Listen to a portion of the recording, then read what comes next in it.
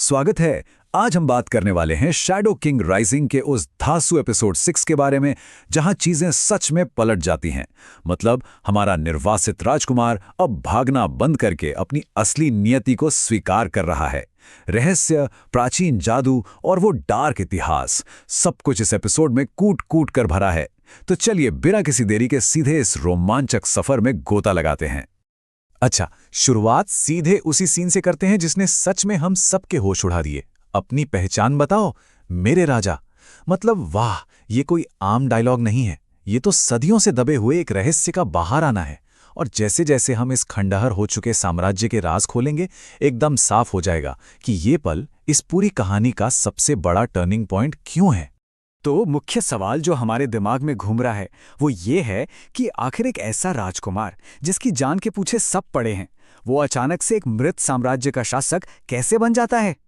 देखिए, ये कोई भागने का आम मिशन तो बिल्कुल नहीं है। ये तो अनजाने में एक प्राचीन और बेहद खौफनाक जादू को जगाने की कहानी है। आइए देखते हैं कि अर्जुन का ये सफर कैसे उसे उसके अतीत के सबसे गहरे सच तक ले जाता है।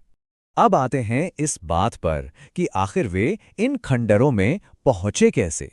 जरा सोचिए, अर्जुन और लायरा सम्राट के सबसे खतरनाक एलीट शिकारियों से बचकर भाग रहे हैं। उनके पास छुपने की कोई जगह नहीं है, और ऐसे में वे जा पहुंचते हैं द रूइंड रेल्म। ये सिर्फ कोई पुरानी टूटी फूटी जगह नहीं है, ये वो वीरान बंजर भूमि है जहां सदियों पहले असली शैडो किंग ने अपनी आखिरी लड़ाई लड़ी थी। वे एक ऐसे मृत जंगल में कदम रख रहे हैं जो सचमुच एक बहुत ही काले इतिहास की धड़कन से गूंज रहा है। ऐसा लगता है जैसे ये जगह जिंदा है, और सबसे बड़ी बात, ये अर्जुन के खून को पहचानती है। और ये पहचान हमें तब साफ साफ दिखती है जब वो उस वर्जित द्वार तक पहुंचते हैं। जब वे उन विशाल प्राचीन प्रतीकों वाले द्वारों के सामने खड़े होते हैं, तो आपको एक जादूगरनी की किताबी ज्ञान और एक राजा की असलियत के बीच का फर्क साफ दिखाई देता है। लायला को लगा था कि भाई, सदियों पुराने इस दरवाजे को खोलने के लिए कोई तगड़ा जादू चाहिए होगा, लेकिन होता क्या है, दरवाजे अर्जुन के लिए अपने आप खुल जाते हैं। ये राज्य जिस तरह से अर्जुन के लिए प्रतिक्रिया करता है, वो सच में रोंगटे खड़े कर देने वाला है। ये दिखाता है कि इस जगह को किसी जादुई चाबी की नहीं, बल्कि अपने असली मालिक के खून की पहचान है। लेकिन जाहिर है, अंदर जाना इतना आसान तो होने वाला था नहीं। यहीं पर हमें शैडो एज की असली ताकत देखने को मिलती है। जैसे ही वे द्वार पार करते हैं, अचानक एक विशाल भ्रष्ट जानवर उन पर जानलेवा हमला कर देता है। ये कोई आम जानवर नहीं है, ये डर को खाता है और पलक झपकते ही अपने घाव भर लेता है। इसी वजह से लायरा का जादू यहां पूरी तरह बेअसर हो जाता है। और ठीक उसी हताशा के पल में अर्जुन के अंदर कुछ जागता है, एक सहज वृत्ति जिसे शैडो एज कहा जाता है। वो अचानक से एक डरे हुए इंसान की तरह लड़ना बंद कर देता है और सीधे एक राजा की तरह प्रहार करता है, और नतीजा एक ही झटके में काम तमाम। तो यहां समझने वाली बात यह है कि शैडो एज कोई ऐसा मंत्र नहीं है जिसे आप किसी पुरानी धूल भरी किताब से पढ़ लें। यह पूरी तरह से एक शारीरिक वृत्ति है जो सीधे शैडो किंग के वंश से जुड़ी है। मतलब सोचकर ही थोड़ी हंसी आती है कि आप पर एक खूंखार राक्षस ने हमला किया है, और अपनी जान बचाने के लिए आप अचानक से एक पौराणिक दुनिया हिला देने वाली तकनीक का इस्तेमाल कर लेते हैं, जैसे कि ये रोज का काम हो। यह साबित करता है कि अर्जुन का शरीर उसके दिमाग से कहीं ज्यादा जानता है। इस धमाके के बाद कहानी हमें उन खंडरों के बीचों बीच ले जाती है, सीधे उस प्राचीन सिंहासन की यादों की तरफ। इस भयंकर लड़ाई के बाद माहौल थोड़ा शांत और गंभीर हो जाता है।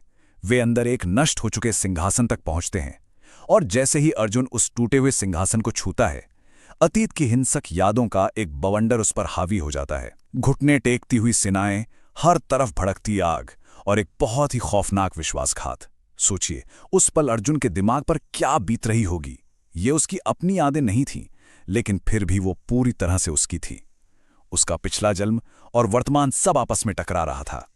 और ये पल बड़ी खूबसूरती से दिखाता है कि इस महान साम्राज्य का पतन कैसे हुआ। शैडो साम्राज्य के उस सुनहरे युग से लेकर शाही गठबंधन के उस भयानक धोखे तक, कैसे उन्होंने इस पूरे वंश को इतिहास के पन्नों से हमेशा के लिए मिटा देने की क्रूर कोशिश की। और अब अर्जुन की वापसी, लायरा का ज्ञान और अर्जुन के ये विजन मिलकर उस दर्दनाक इतिहास को सामने लाते हैं। ये सिर्फ कोई इतिहास का पन्ना नहीं है दोस्तों, ये उस प्रतिशोध की नींव है जो आगे चलकर कहानी की दिशा तय करेगा। और जैसे ही हमें लगता है कि रहस्य खुल गए हैं, तभी रक्षक का जागरण होता है। सिंहासन कक्ष में इस खुलासे के बाद तनाव एकदम बढ़ जाता है। तभी जमीन फटने लगती है। एक भारी गड़गड़ाहट के साथ एक छिपी हुई सीढ़ी सामने आती है जो गहरे अंधेरे में नीचे जा रही है। जैसे जैसे वे नीचे उतरते हैं, वहां जमीन के बहुत नीचे प्राचीन भित्तिचित्रों के बीच एक विशाल बख्तरबंद योद्धा बैठा है। उसकी चमकती हुई लाल आंखें और वो खामोशी सच में रोंगटे खड़े कर देती है। और फिर वो प्राचीन रक्षक उन घुसपैठियों से उनकी पहचान मांगता है। अब यहाँ अर्जुन का जो रिएक्शन है वो कमाल का है।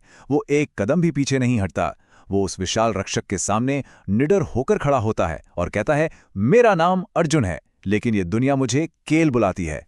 ये कोई छोटी मोटी बात नहीं है। ये दिखाता है कि अर्जुन ने अपनी दोनों पहचानों को स्वीकार कर लिया है।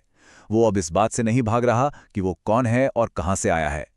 और फिर आता है वो पल जिसकी उम्मीद शायद किसी ने नहीं की थी। मेरे राजा। सिर्फ 2 शब्द, लेकिन इनका वजन बहुत ज्यादा है। वो विशाल रक्षक अर्जुन के सामने घुटने टेक देता है। लायरा के तो मानो होश ही उड़ गए। ये इस बात पर पक्की मोहर है कि शाही खून को मिटाया नहीं जा सका था। शैडो किंग सच में वापस आ गया है। लेकिन कहानी यही नहीं रुकती। वो रक्षक वादा करता है कि वो शैडो किंग की पिछली मौत का असली सच बताएगा। क्या गजब का क्लिफहैंगर है ना? ये पूरी तरह से आगे की कहानी का मंच तैयार कर देता है। अब अर्जुन कोई डरा हुआ, भागता हुआ लड़का नहीं रहा। वो एक शासक बन चुका है जो अपने अतीत के जवाब मांग रहा है। अब छुपने का समय खत्म हो चुका है। तो इस पूरी चर्चा को समेटते हुए जरा इस बात पर गौर कीजिए। अगर शैडो किंग की शक्ति अब पूरी तरह से जाग चुकी है, तो इस दुनिया के लिए असली खतरा कौन है?